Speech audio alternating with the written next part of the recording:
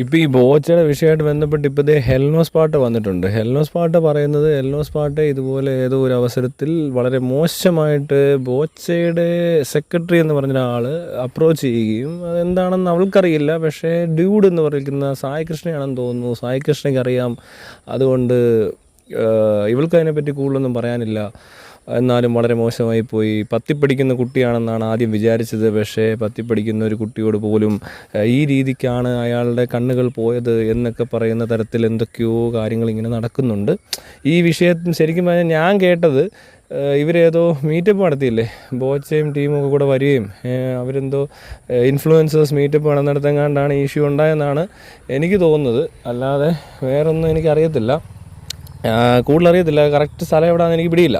പക്ഷേ എങ്കിലും ഞാൻ കാര്യം പറയാം, ഈ മീറ്റപ്പ് നടന്ന സ്ഥലത്താണെങ്കിലും എവിടെ ആണെങ്കിലും ഇപ്പോൾ ബോച്ചയെ നേരിട്ടിടപെടാതെ ബോച്ചയുടെ സെക്രട്ടറി വന്നിട്ട് എന്താ പറയുക ഈ ഒരു അപ്രോച്ച് നടത്തുക എന്ന് പറയുന്നത് മോശം തന്നെയല്ലേ അല്ലേ?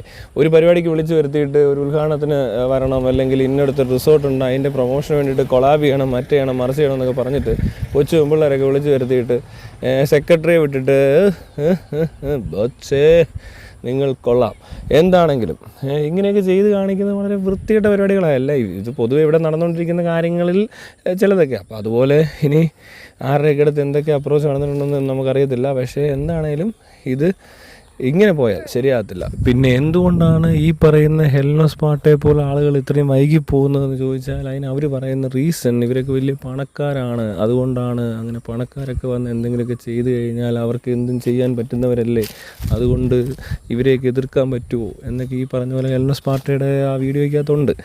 അപ്പോൾ ഈ ഹെൽനോസ് പാട്ട മാത്രമല്ല, ഇതുപോലെ എതിർക്കാൻ പറ്റാത്ത ഒരുപാട് പേര് ഈ കേസിൽ മാത്രമല്ല, ഇപ്പോൾ ഹേമ കമ്മിറ്റിയുടെ കാര്യം എടുത്താലും ഇതിനകത്തെല്ലാം ഇത് തന്നെ വന്നിരിക്കുന്നത്. പക്ഷേ അപ്പോൾ നമ്മൾ മനസ്സിലാക്കേണ്ട ഒരു കാര്യം, ഇവരാരും അന്ന് നിയമ നടപടികളൊന്നും എടുക്കാൻ ശ്രമിക്കുന്ന പോലുമില്ല. സത്യത്തിൽ ആ ശ്രമം നടത്തുകയായിട്ടാണ് ഇത് പറയുന്നതെങ്കിൽ ഓക്കെ.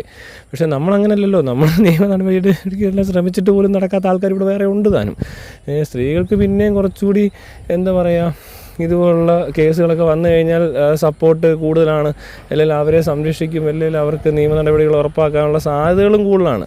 പക്ഷേ ഇതൊന്നും ആ രീതിക്ക് ഉപയോഗിക്കാതെ ഇവരൊക്കെ വന്നിട്ട് ഇങ്ങനെയൊക്കെ പറയുന്നത് കാണുമ്പോൾ ശരിക്കും പറഞ്ഞാൽ ഇവർക്ക് നിയമത്തെപ്പറ്റി വലിയ ധാരണ ഇല്ലാത്തതുകൊണ്ടാണോ എന്നാണ് തോന്നുന്നത് കണ്ടിട്ട് ഈ പിള്ളേർക്ക്. അന്നേ ഞാനിത് പറയുന്നുണ്ട്, ഇവരുടെ അതിനകത്ത് ഇടപെട്ട ആൾക്കാർ വേറെ ആരൊക്കെയോ ആണ്, അതുകൊണ്ടാണ് ഇത് കേസാവാതെ പോകുന്നതും. അല്ലെങ്കിൽ ആ രീതിക്ക് ആരും ഇപ്പോൾ എൻ്റെ പരിചയത്തിലുള്ള അല്ലെങ്കിൽ ഞാൻ ആ പ്രദേശത്തുണ്ടെങ്കിൽ ഇതല്ല നടക്കാൻ പോകുന്നുള്ള കാര്യം എനിക്ക് നല്ലപോലെ ഉറപ്പാണ്. കാരണം ഇതുപോലെ ഇതിനു മുമ്പ് ഇടപെട്ടിട്ടുണ്ട്. പിന്നെ ഇതൊന്നും വലിയ കണ്ടൻറ്റും വാർത്തയൊന്നും ആക്കാതെ പോകുന്നത് കൊണ്ട് ഉണ്ടായിട്ടില്ലെന്നേ ഉള്ളൂ. അല്ലാതെ എനിക്കിതുപോലത്തെ എക്സ്പീരിയൻസസ് ഉണ്ടായ ആൾക്കാരെ സഹായിക്കേണ്ടത് എങ്ങനെയാണെന്ന് എനിക്കറിയാം.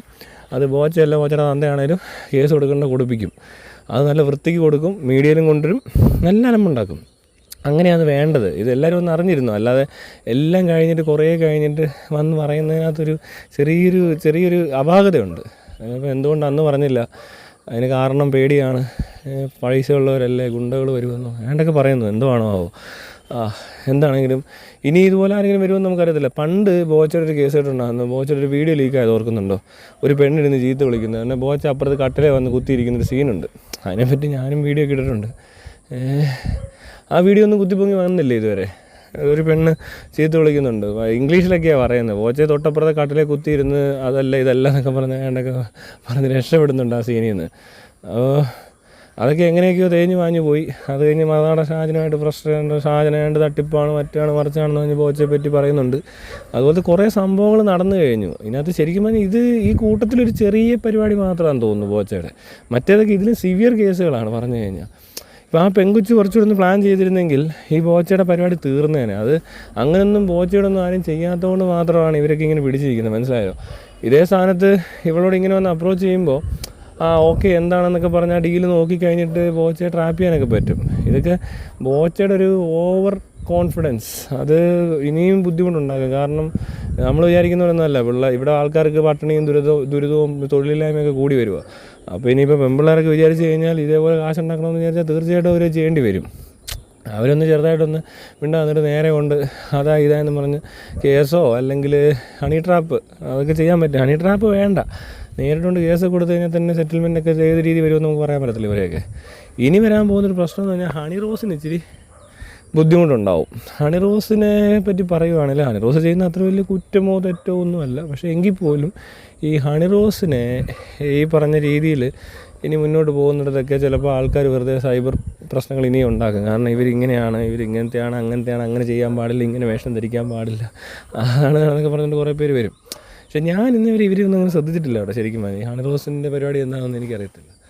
ഹണി റോസ് എന്തെങ്കിലും കാണിക്കട്ടെ, അത് അവിടെ ജീവിച്ച് പോകുന്നു. അതിന് കുറച്ച് ഉദ്ഘാടനങ്ങളൊക്കെ ഉള്ളൂ, സിനിമയൊന്നും ഉള്ള ആളൊന്നും അല്ല. അപ്പോൾ അതിനിടയിൽ ഈ പെണ്ണിന് എന്താ പറയുക, എന്തെങ്കിലും തരത്തിൽ ഓക്കെ അവളുടെ ശരീരം കൊണ്ടോ വേഷം കൊണ്ടോ അവളുടെ തലച്ചോറ് കൊണ്ടോ ഏതെങ്കിലും രീതിയിൽ അവരവരുടെ ഉപജീവനമാർഗ്ഗം കണ്ടെത്തുന്നു, അത്രയേ ഉള്ളൂ. അല്ലാതെ അവരാരുടെ മണ്ടയ്ക്ക് കയറാനൊന്നും പോകുന്നവരും അല്ല. പിന്നെ ഇത് സംസാരിച്ചൊന്നും ഞാൻ കേട്ടിട്ടില്ല കേട്ടോ, ഉള്ള കാര്യം പറയാമല്ലോ. ഈ ഹണി റോസ് ഒന്നും മിണ്ടുന്ന എന്തോ ആണ്, ഹണി റോസിന് എന്തോ ഏത് ടോപ്പിക്കാണ് ഇഷ്ടമെന്നോ എന്താണെന്നോ ഒന്നും ഞാൻ കണ്ടിട്ടില്ല. ഇൻ്റർവ്യൂ പോലും ഞാൻ കണ്ടിട്ടില്ല ഇവരുടെ. അതുകൊണ്ട് എനിക്ക് കൂടുതലൊന്നും അറിയത്തില്ല. അവരുടെ കുറച്ച് ഫോട്ടോസും വീഡിയോസും ഈ പറഞ്ഞ പോലെ വൈറലായി വരുമ്പോൾ മാത്രം നമ്മൾ കാണുന്നതല്ലാതെ വേറൊന്നും ഞാൻ കണ്ടിട്ടില്ല. അതെല്ലാവരും നിങ്ങളെല്ലാം കണ്ടത്രേ മാത്രമേ ഞാനും കണ്ടിട്ടുള്ളൂ, അല്ലാതെ അതിൽ കൂടുതലൊന്നും കണ്ടിട്ടില്ല. അപ്പോൾ എന്താണെങ്കിലും അതൊരു അതിനോട് വേണ്ടിയുള്ള ആളൊന്നും ഇല്ല. പിന്നെ ഹണി റോസിനെ കൊണ്ട് ഉദ്ഘാടനം ചെയ്യുന്നത് എന്തിനാണെന്ന് എനിക്കിപ്പോഴും മനസ്സിലായിട്ടില്ല. ആൾക്കാർ കൂടുന്നതും ഈ പറഞ്ഞ ഹണി റോസിനെ കാണാൻ വരുന്നതായിരിക്കും അല്ലേ. അതിപ്പോൾ അവിടെ സണ്ണി ലിയോൺ വന്നപ്പോൾ ഇതിൽ കൂടുതൽ ആൾ കൂടി. അങ്ങനെ ഇത്രയും ലൈംഗിക ദാരിദ്ര്യവും ഒക്കെ ഉള്ളൊരു നാട്ടിൽ ചിലപ്പോൾ ഒരു കളറുള്ള ഒരു പെങ്കൊച്ചിനെ കാണുമ്പോൾ എന്തെങ്കിലും തരത്തിൽ എന്തെങ്കിലും തടിയോ സൈസോ ഒക്കെ കൂടി ആളെ കാണുമ്പോൾ ഈ പറഞ്ഞ ആൾ കൂടുന്നതായിരിക്കാം. എന്താണെങ്കിലും ഈ പരിപാടിയായാലും കൊള്ളാം. ബോച്ചയുടെ കേസ് കെട്ടുകൾ ഇനിയും വരാൻ കിടക്കുന്നേ ഉള്ളെന്ന് തോന്നുന്നു. എന്നാൽ ഇവന്മാരൊക്കെ എന്താ ഇങ്ങനെയെന്ന് എനിക്ക് മനസ്സിലായത്. ഈ ഒരു ഏജ് ഗ്രൂപ്പിനുള്ള പ്രശ്നമാണോ ഇത്? ഇവരെല്ലാം ഒരേ പ്രായക്കാരാണല്ലോ. ഈ ഇക്കയും ബോച്ച അതിൽ ഇളയതാണെന്ന് തോന്നുന്നു. പിന്നെ മറ്റേ ഏട്ടനും പൂട്ടനും ഒക്കെ ഇനി എന്തൊക്കെയാണോ ആർക്കറിയാം. കുറേ ചേട്ടന്മാരില്ലേ ഇവിടെ. ഈ ചേട്ടന്മാർ, കേരളത്തിലെ ചേട്ടന്മാരായാലും കൊള്ളാം, നല്ല ചേട്ടന്മാരാ. അനിയത്തിമാർ, കൊച്ചു പിള്ളേരൊക്കെ കാണുമ്പോൾ ഇതാ പരിപാടിയല്ലേ. മാനേജറെ വിട്ടുന്ന് അത് അന്യ സാധനമായി പോയി കേട്ടോ. പൊളിച്ചിരിക്കുന്നു, നന്നായിരിക്കുന്നു.